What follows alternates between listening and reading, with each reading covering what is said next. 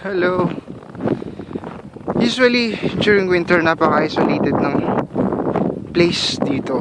Parang walang mga tao, wala kang makikitang usually mga taong naglalakad siguro except me.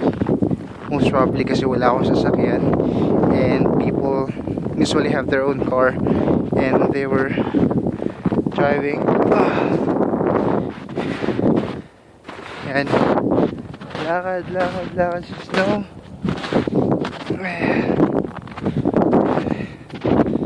And yan. Ganyang kaputi ang snow. And most probably a lot of people would be saying na napakasarap.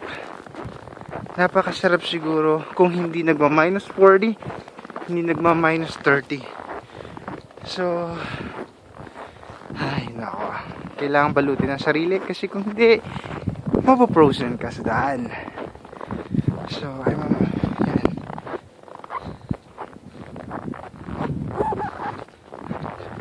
Konting weeks na lang, matatapos ng winter, tutunaw ng snow, then spring na.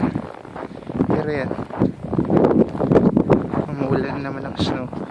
And then, summer na! Awesome! So, bye-bye!